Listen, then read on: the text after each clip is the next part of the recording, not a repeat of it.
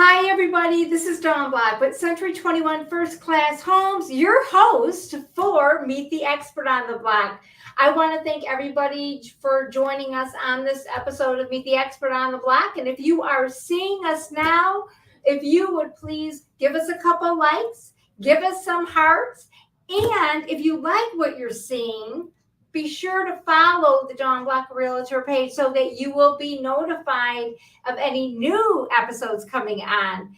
I also want to let you know that we are streamlining our segment on LinkedIn, Twitter, all of my Facebook pages, and YouTube. So what I would like to do is I would love to introduce our special guest. Let me follow. There we go. There, I got to change my screens.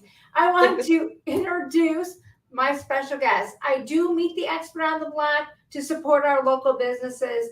I met this amazing lady at an event, and I thought, you know what? It would be really nice to have her join me on one of my episodes. And I was really impressed is because she is a women-owned HVAC company that I want her to I'm going to have her tell you all about herself. This is Nichole Lang. She is with Graystone Comfort LLC. And Nichole, if you wouldn't mind introducing yourself, giving your contact information, and how can people get in touch with you?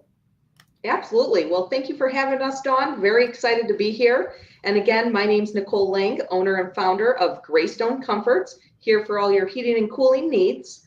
Our phone number is 224-933-4305, and my email is Nichole@Graystone Comfort, and that's NICHOLE@GraystoneComfort.com. And again, thank you for joining me on this episode. So I've got a question for you, Nichole. I've got a question. I want to know, how did you get involved in this business? I mean, where did you come from to then be where you are right now, owning this HVAC business? And where is it located? It's located, where is it at again? We're in Ingleside, Illinois, and we service Lake McHenry and parts of Cook County. So we are here for your heating and cooling needs. We focus on residential and light commercial. And to answer your question, Dawn, geez, I started this in the early 2000s. My dad said, hey, I think you're going to really love this. Why don't you give it a try? And I thought, okay. So I went to College of Lake County. They have a terrific heating and cooling and refrigeration program there. I learned a lot, and gosh, was he right? I did love it. I love being hands-on, learning something every day, and a new journey or a new challenge every day. Awesome. I've worked for various companies throughout the years.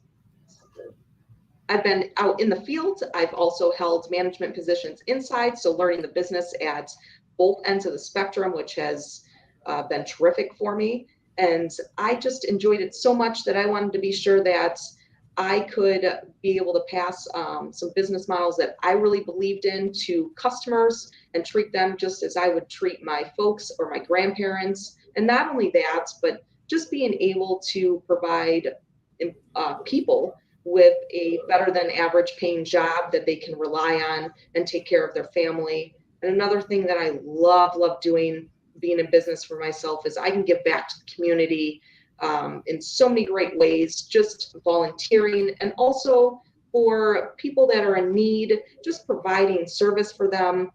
Maybe they can't afford it, or they're not in a position at that point in time. Maybe they need a new air conditioner or furnace. We make sure that we set aside some units that we're able to do that throughout the year so we can give back to those people. How nice is that? I mean, that really is. That is a lot. And it's an all around amazing type of, you came from working as an employee to owning your own business, and now you're able, and which is an amazing story, because now you're able to help people that really are in need of having, they may not have the monies to do it, and you're there willing to help them out. So I think that is pretty courageous of you, if I say so myself. Well, thank you. So, I was going to ask you. So, tell us a little bit about your outfit. I mean, how many people are working in your company?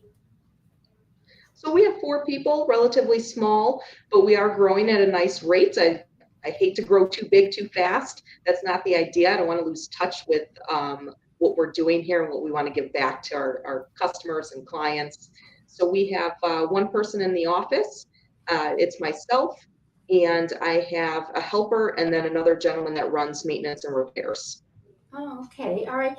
And two, when you so there's when somebody calls your office or or they call for your service, can you give a little Mhm. idea like what happens? I mean, who do they talk to and give us a little bit of an idea of what that looks like.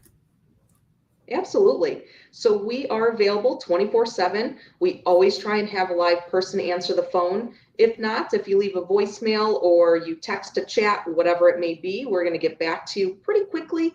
I know people's times, and it's all valuable, right? We need to get something Definitely. taken care of. Yes. So Jen, she's terrific. She is the person that would assist you in the office. She would dive in, figure out your situation, see what best route, whether you need a technician or an estimator to come out, and work a time that works best for you. We do Monday through Fridays. We offer um, appointments on Saturdays as well, because like I said before, we're all busy. We all work. Some work days, some work nights, some have weekends. So we try and make it the easiest to do business with, because we care and value your time. I like the fact that you said that you have somebody that is physically answering the phone when somebody calls in because I hate it when you pick up the phone and all of a sudden you are like lost in this like phone hell. Just keep it it's like awful. So knowing that there's a person actually talking with you on the other end is definitely a plus, I want to say. Because you don't see that. You don't see that very No, often. You don't. no, So it was really important that we make sure that we keep that line of communication and just that real family kind of tight knit company. I Because like that. gosh, even I don't like calling, and it's press 2 for this, press 3 for that, No. and before we know it, it's 7 minutes, and it's like, oh my gosh. And then you just hang up and it's like, forget it. I don't need to do this anyway. So, but Yeah. so that's definitely a plus in your corner. So I have another question. So obviously you set up the appointment. Now we are Mhm. going, your technicians are going to the house. Tell us a little bit Yes. about that protocol because I'm sure you have a protocol that you follow to make sure that the people who are they're going to see feel comfortable with your technicians. So tell us a little bit about that. Absolutely. So I just want to start by saying all of our employees, technicians, and office staff, we are all background checked, and we do random drug tests. I think that's really important. I want to be sure that we're sending the most qualified technicians, not only from skill set, but a trustworthy set. Integrity is the most important thing that we have. It might not be something that comes top of mind to you, but to me, it is so important. So I want to be sure we can deliver that and people feel comfortable, including myself as an owner of a company. So Most, we do that. Yes. yeah. And we all have some sort of clothing, whether it's a polo or a t-shirt that clearly has our name on here. We have business cards that you can ask for. We do wear booties inside of your home because we want to make sure that we aren't trashing your place or bringing in dirt or debris off of our shoes. We also use tarps and runners to keep your floor as clean as possible. And whatever mess that we do make, we clean up better than when we found it. Because again, I want to be sure that your house is left just the way we found it, if not better, as if it was my own folks' home or my grandma's or grandpa's place. Because I surely appreciate when I have servicemen here that take care of their areas, and I know other people appreciate that. Most definitely. I can't, that's one of my pet peeves is when the serviceman or person, I'll say service person, comes to your house and they Yes. just walk in and it's like you're looking at them saying, where are your boots? And the first thing, oh, my shoes are clean. It's like, well, that's not the point. The point is it's just a little bit of that respect. So it's so nice to hear that you follow that type of a protocol so that people don't have to be worried about carpets being dirtied and that and that you are cleaning up after yourself. So thank you so much for that. That is really nice to hear. Thanks. Yeah, so what we're going to talk about is, like, as I put out there on social media, is that Nichole is going to give us some tips on how we can maintain, I want to say, the major components of your home. And myself being a realtor, I find that your major components of your home are going to be your central air, your hot water tank, your furnace. So I do believe that the first video that we do have that you're going to be talking about, and I'll let you tell us what we're going to be talking about, and you just tell me when I'm supposed to click it on. Absolutely. So we have a couple videos for you. The first video is going to be something you can do in between your maintenance or after the cottonwood falls, whatever it may be. And we're going to start outside with the condenser, and I'm going to show you how to clean that and keep it running as most efficient as possible. So Dawn, whenever you're ready. Right, and I'm gonna play this in a minute, but if you have questions, you can put them in the comments and we'll be sure to get those answered for you. So here we go. This is our first video here. Hey everyone, welcome. Today we're going to go over some maintenance tips that you can do as a homeowner for your heating and cooling system. Today we're outside by the outside condenser, and during the summer, especially after cottonwood season, this coil gets caked up with cottonwood, other debris from mowing your lawn, weed whacking around there. Whatever's floating in the air attaches to this thing, and it's a good idea to just give this a wash. And we could do that with a regular old garden hose and a nozzle that has a little bit of pressure to it. One of these will work great. And when I say a little bit of pressure, don't get your pressure washer out. That is not a good idea. That is way too much pressure, and it will damage these coils. The idea is just to get a little pressure to wash the cottonwood or grass, debris, whatever may be stuck on your coil, to get that off. But before we get started, one thing that's really important to make sure you do is find your disconnect. We don't want any power going to this. If you can't find it, ours is behind here, a little box, but you can take a look at this cord here. Follow that back and you'll be sure to find it. So we'll just pull this out.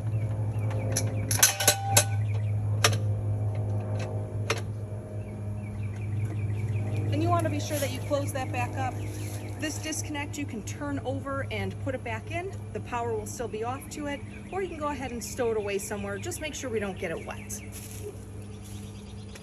All right, here is the electrical panel. You have all your electrical components back here. Make sure when we are spraying down our condenser that we don't saturate this area here. So we'll just get our garden hose and we will just work this way down the coil.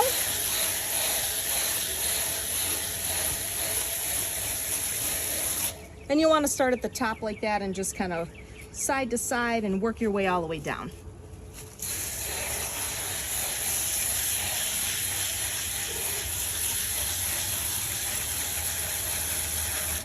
This coil is actually in pretty good shape. I don't see a lot of debris on there.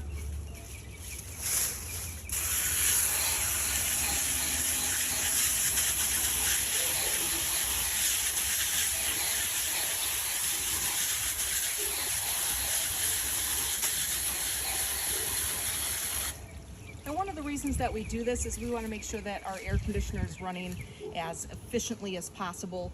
And when these coils get caked up with debris, it's really hard for it to breathe, and the unit has to work much harder than as it would if these coils were clean and it could breathe better.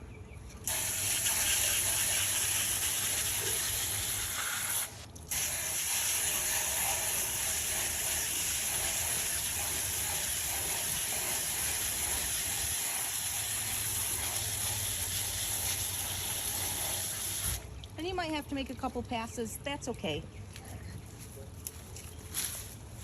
And we also don't want to forget about the back of the unit here, especially if it's up against the house. There isn't a lot of air circulation, so this will get gunked up.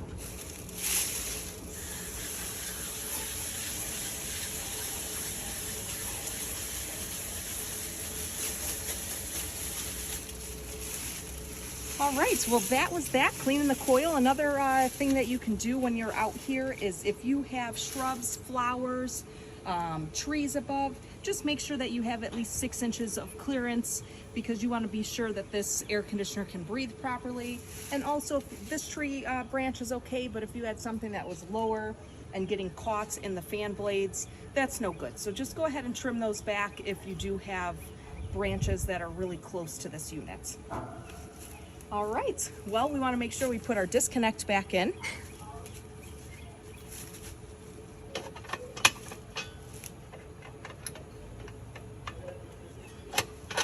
Close that lid back up, and we're going to head on into the furnace to check out the furnace filter for more tips for homeowners.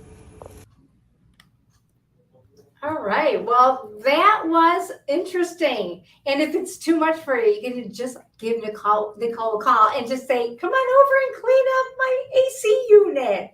So, but yeah, just give her a call. Yes, please do. Maintenance is really important thing to do. It's one of the most important things. It helps our equipment run longer, much more efficient, and just keep it in a tip-top and preventing breakdowns before they occur. So that's just something as a homeowner you can do, is rinse that coil down. Now, if we came out, we would do a much more extensive job. We would clean the inside of that unit out. We would take the whole top of that unit out, and we would clean the coils from the inside out just to make sure we're pushing all that debris. We would check all your electrical components, make sure everything's in good shape. We would check the thermostat wire, which is electrical, but the outside. And we would check all your refrigerant pressures to make sure that was full and working as it should. Okay, so the next thing, as you had mentioned in the video, was talking about what you can do maintenance-wise for your furnace. So can you tell us a little bit about that? Absolutely. So I'll speak about the furnace filters. Now, this is a really, really important thing to do. A lot of homeowners, it's just an oversight and they don't think about it, but those need to be changed regularly because, again, airflow is really important. And without proper airflow, we starve the unit, whether the air conditioner is running or the furnace. And in the winter, a prime example of a clogged filter is your furnace overheating. And of course, that's going to happen in the middle of the night, a weekend, when it's bitter cold out, and nobody wants that. That is the only time it happens. You got that right. Yes. You got that right. So furnace filters, they come in all different sizes, all different densities, which is your MERV rating. They come 4-inch, 1-inch. You could have 2-inch, just depending. You might have an electric air cleaner, but just change your furnace filter like for like, just so you don't have any issues with the MERV ratings. Now, 4-inch filters, those are designed to be changed every 6 months. You might have to change them a little sooner. Same thing with your 1-inch filters. Some of them can be 3 months, some of them 1 month, but just take a look. If you notice that they're dirty or black or caked with dust, maybe you have pets and you have to change it a little more frequently, but that is one of the most important things you can do as a homeowner, is just make sure that you're changing out that filter. Now, I was going to ask you, Nichole, I mean, not every furnace has a humidifier on it, but I mean, there are those furnaces that do have it. So is there anything that you can give to some tips on what you can do to take care of your humidifier? Absolutely. So in the summer, you if you have a humidistat, you'll find it on your ductwork there. You turn that to off, just preparing it for summer. Now in the fall, when it's time to get that thing running again, they have their own special filters in there, which are called water panels. There's 3 types of humidifiers. We have steam humidifiers, which don't have the water panel, that's a canister. But for the other 2, the bypass and the fan-powered humidifiers, those have that water panel in there. So you could just pop that top off, and you'll see a tray in there. It's usually rectangular. There's 2 tabs on there. You can pull it towards you and the thing will pop out. On top, there's another piece that you can literally just pull up and slide that water panel out. And there's different sizes of water panels, whether it's a 10 or a number 35. You can bring it to the hardware store or look on your unit and see what the size is, or give us a call, take a picture, send it to me via email. I'm more than happy to walk you through so you make sure you get the right size that accommodates your humidifier. And if you don't feel comfortable, that's okay. Give us a call. We'll be more than happy just to take care of it for you. Awesome, awesome. So we have one more thing that we're talking about now, and we have a video on this one. And I do believe it's the hot water heater, correct? Mm-hmm. So it's your hot water heater maintenance. All right. So why don't we play that video right now? Terrific. Hey guys, welcome back. All right, so our last segment here is going to be about water heater maintenance, something you can do as a homeowner. This can be done once a year. If a couple things before we get started though, if your water heater is over 10 years old, I would recommend that you do not flush your tank if you've never done it before. You can find the age of your water heater, or at least the manufacturer dates on this tag here. It'll tell you the date, so 2017, 2020, whatever it may be, you'll be able to find it here. And then also, I've already hooked up the garden hose to this, but this is a drain valve. If you have a plastic drain valve, I wouldn't recommend doing this at all either by yourself, just for the fact that it's plastic and it could crack, and I hate for you to have an issue when you didn't have one before. So let's get started on that note. First off, if you have an electric water heater, you'll notice that you wouldn't have a gas valve here. You would want to turn it off at the electrical panel. It should be marked. If you have a gas furnace, you'll have the gas line coming in and a gas valve like this. Or you might have a different style gas valve, but they're all pretty similar. One thing we want to do before we get going is make sure that we change our settings to either the pilot or vacation mode. You'll see either, and the reason being is we don't want the burner to start when we're draining this water heater, because it expands and contracts and we could cause damage.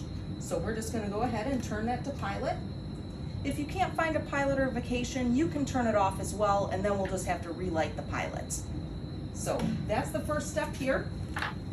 Next thing I'm going to do is close the cold water inlet, because the idea is to flush all that sediment that is sitting in the bottom of our tank out, and we don't want new water coming in as we're trying to drain it. All right, that being said, I like to use a regular garden hose like I mentioned earlier. I like to start with a bucket just because you do get some sediment.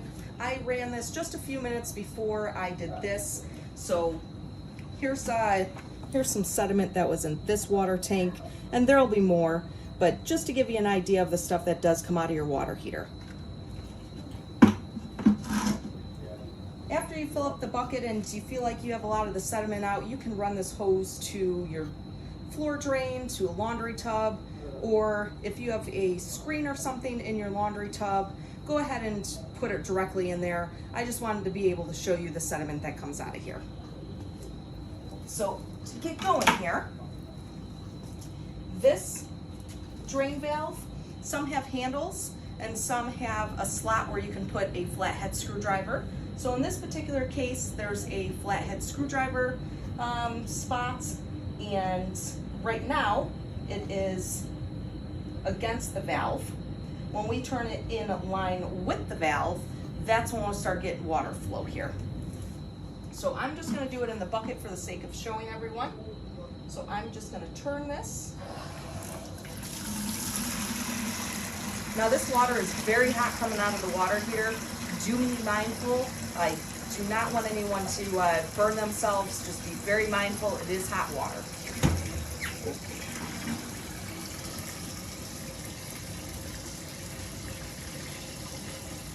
And you can see it just draining the hot water heater.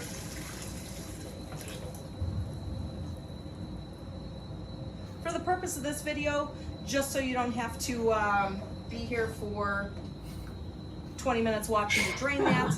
That is how we do it. And after we're done draining the water heater, you'll notice there won't be any more water coming out of here. We would do everything in reverse. So we would go ahead and turn our water back off. We would open our cold water shut off that we turned off.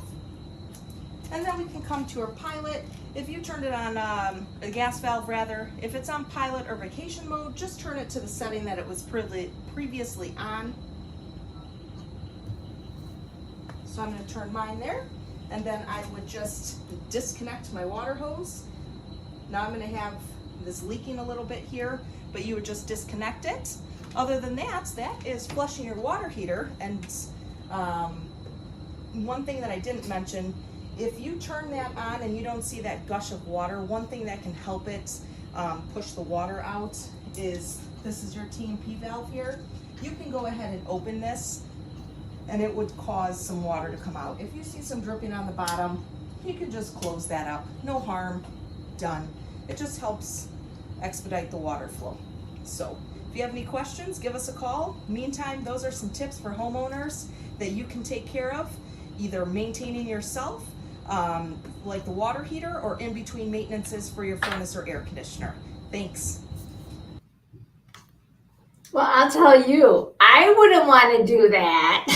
I would probably just simply give you a call and have you come out, because that just seems like so much to do. I mean, somebody might be able to do that, but there's a reason why we call you out to do the service, and especially when it's all that, I'm like, I'd probably have to play that video about 3 or 4 times before I got everything done. So I'm glad I found this very helpful though. I mean, so it takes 20 minutes to drain out that whole water tank? That size water tank, it might take a little longer if you are having trouble with the pressure, like I said, getting the water to start draining, or if you have a larger water heater. So there are some things that you can do, but those are the most basic, is just to provide the pressure with pulling up that little tab on your temperature and pressure relief, and you can open a hot water faucet to try and start that water flow. Oh, okay. All right. Yeah. Well, all of this information, because all of this information was given for a reason, and that's because we want to maintain our major components in our home. So like you had said, Nichole, so that our components will last longer for us, and that we won't have to change them out so soon. So I guess, preventative maintenance is key here. Isn't that correct? Yes, it is. It's so important. I feel like some homeowners neglect that. Maybe they just don't think about it and they don't realize how beneficial it is. But it's really beneficial, and you being a realtor, I'm sure you see it. You notice when people take care of their equipment and when they don't. And it's not cheap.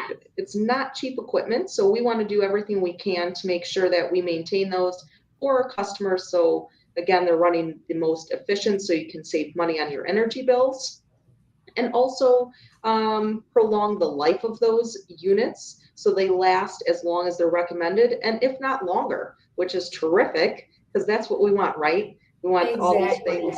Yeah.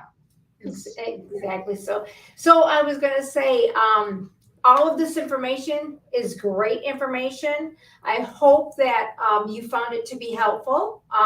If you have, let's say you just found this to be so overwhelming, then don't try to take it on yourself.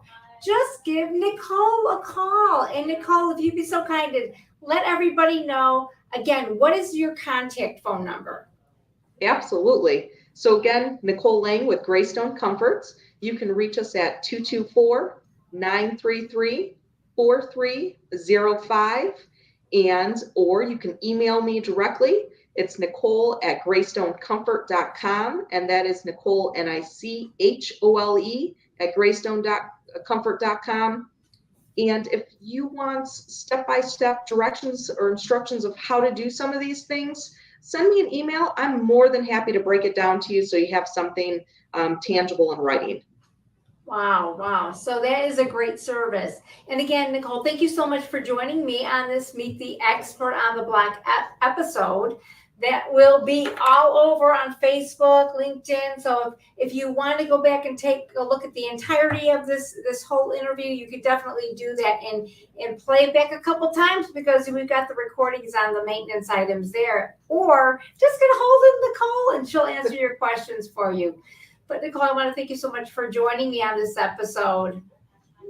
Oh gosh, Dawn, it was a pleasure. Thank you so much for having me. We're honored to be one of your local businesses that you want to support, and we love you, Dawn. So thank you so much. You're welcome. You're welcome. And I want to thank everybody who has joined us on this episode. It doesn't look like there's any questions, but if something pops up, you can give Nichole a call or get in touch with me or put it in the comments. We'll be sure to get your answers out to you in a timely fashion. So until the next time I do my Meet the Expert on the Block, everybody have a great, great rest of your week and a great weekend, and happy 4th of July. Until then, everybody stay safe. Bye-bye. Bye-bye.